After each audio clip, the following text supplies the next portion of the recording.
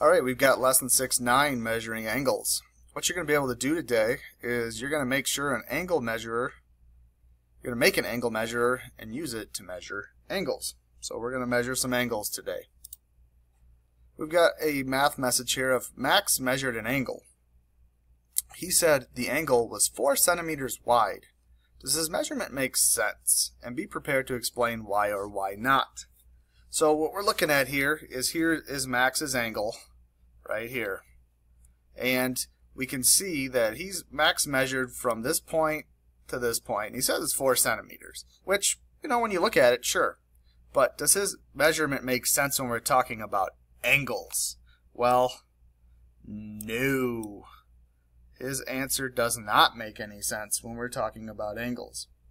When we think about it, a ruler measures distance, where angles measure rotation. This little part here, what we're talking about here, this is what the angles measure. The inside there, the rotation of the way it is.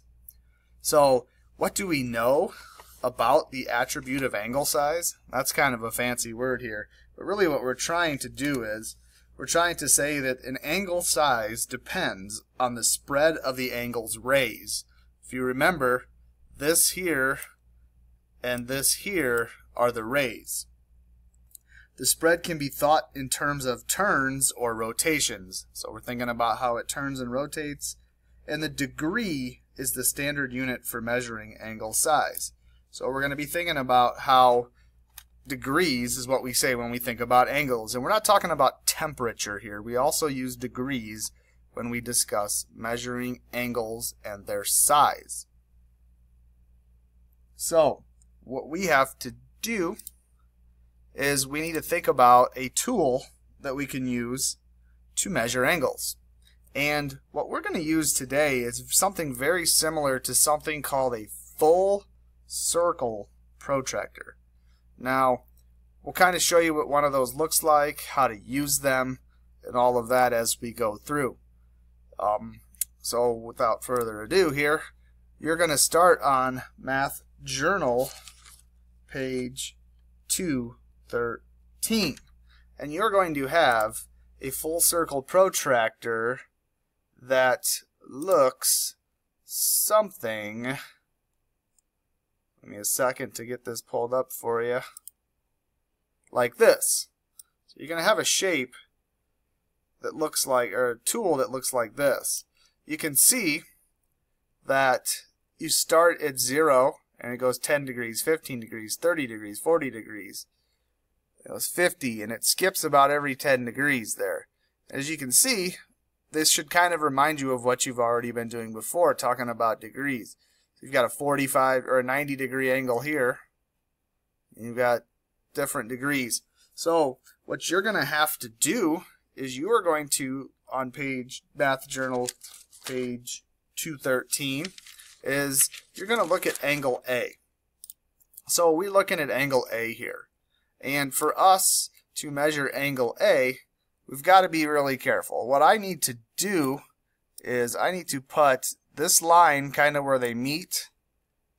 If you can see right here. Whoops, let me try to draw on that. This angle right here where it all meets and you can see where it says 0.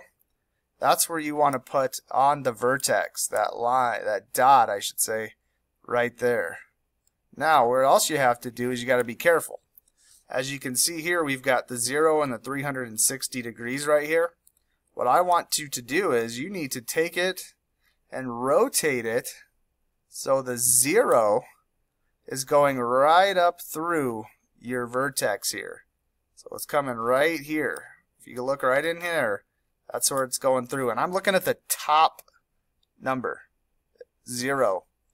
And then what I have to do is I look at where basically we're measuring our rotation. So we're measuring in between here. And you can see a spot where it comes through right there. So what we have to try to do is figure out what that is. Well, when I look at that, I can see that it says it's 45 degrees. So angle A is 45 degrees. Let me move this out of our way here. So when we're looking at this, our measurement is about 45 degrees. And so we have to decide with 45 degrees, is that an acute angle, a right angle, a straight angle, or an obtuse angle? So if we remember, 45 degree angles are small. They're less than 90 degrees. Therefore, angle A is an acute angle. It's because it's smaller than 90 degrees. If you remember my joke I used to always tell you, it's an acute angle because it's so cute, because it's so small. So as you're going through, remember, acute angles are less than 90 degrees. Right angles are 90 exactly. Straight angles are 180 degrees, so like a straight line. And obtuse angles are bigger than 180 degrees, so they're bigger than a line. They're larger than a line there. As you go through, you continue on working on that page. And that gets you to math boxes. So math box, journal page 214. Correct that. Move on to HomeLink 6.9. You have your full circle protractor up here. There's a way to kind of assist you and help you through that. Once you complete the top, the bottom is multiplication. Once you have that multiplication done and you've got this math HomeLink done, you can correct it and move on to lesson 6.10. If you have any questions with the measuring of the angles, make sure that you line up that 0 on the vertex. So I'll do one more really quick with you here. So once again, I'm going to line up my vertex and I'm going to move my angle here. So I'm going to get my 0 going down. And I see when I look at this angle, I go 10 degrees, 20, 30. So remember, I'm measuring in here. This part right there. And as you can see, it's at 90 degrees. It's a 90 degree angle. So therefore, angle B, it's about 90. Not exactly. Which makes it a right angle.